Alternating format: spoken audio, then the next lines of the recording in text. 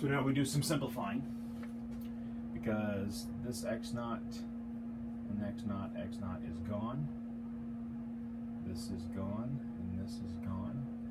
And so you're left with a minus 3h, right? This is minus 3h and over a 2h squared, right? So that gives me a minus 3/2 times h on bottom, so 3 over 2h times f of x naught plus, okay, this one, the x naught's again gone, so you get a minus 2h on top.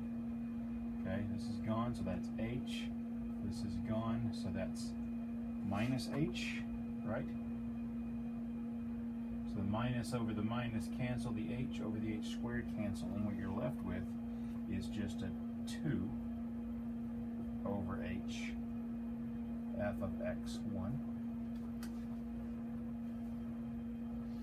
And then this last one, 2x naught, x naught, x naught. You're left with a minus h on top. X naughts are gone here.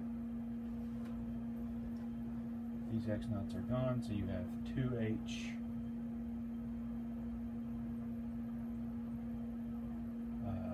and that's just times h. So on top I have a minus h, and on bottom I have a 2h squared. So that should give me a minus 1 over 2h f at x2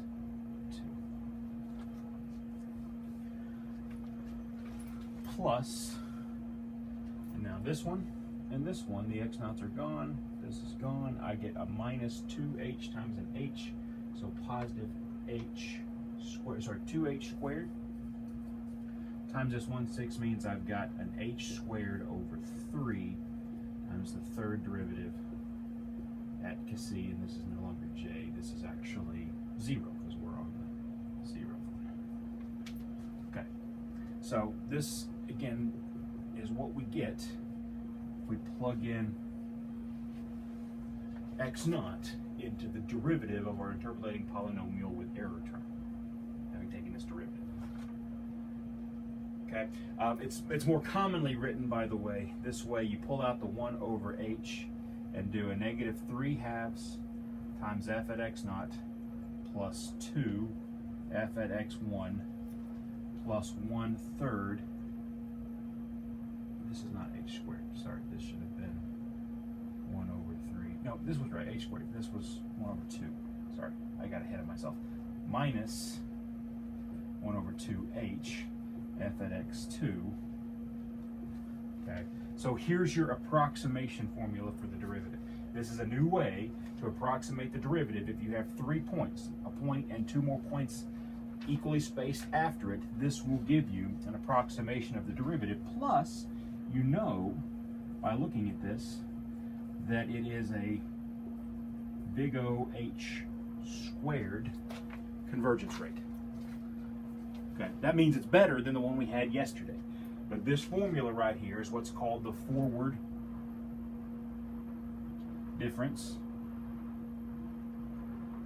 Okay, 3-point formula. Now I'm going to spare you going through the details of plugging in x1 and x2, but I do want to write down the formulas for you, what you get whenever you do the central difference and the backwards difference. So this formula right here you're going to use extensively in your homework. Another one that you're going to use would be if you wanted to do it at the midpoint and you had a previous point and a point after it. If you go through this process, you end up getting 1 over 2h times, actually I'm just going to leave 1 over h, so it's 1 over h on all 3 of these, and it's negative 1/2 f at your previous point. So evaluate to find the derivative here, evaluate the function before it, the function value before it, multiply that times negative 1/2, and then do the point after it, but there's actually not even an x1 in this formula. This right here is enough to do the central difference, plus your error term ends up looking like 1 over 6 with an h squared, the third derivative, x c1. So again, this is also big O of h squared and order h squared over 6, which is something to notice. We'll talk about in just a second. This is actually half the error of the other one. If you do the derivative at the last point, you get a formula very similar to the forward difference formula. So this one right here I'd call the central difference. 3-point formula. Although technically it's only a 2-point formula because you only need x0 and x2 to plug it in. Okay, so the last one is 1 over h times 1/2 f at x naught minus 2 f at x1 plus 3/2 f at x2 .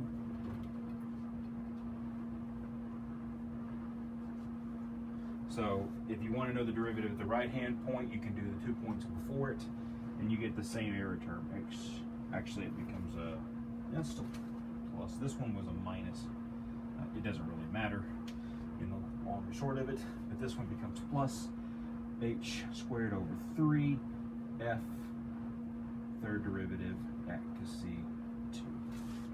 Also, we go h squared, but that would be the backwards difference. Okay, so there you go. I'm going to do one more board worth of work and then I'll be done. I want to use these formulas as an example so you can see how they actually work in practice. But you've got now 3 new formulas that are much more accurate in terms of converging to the derivative. If we want to approximate the derivative when we don't know the formula for the function f.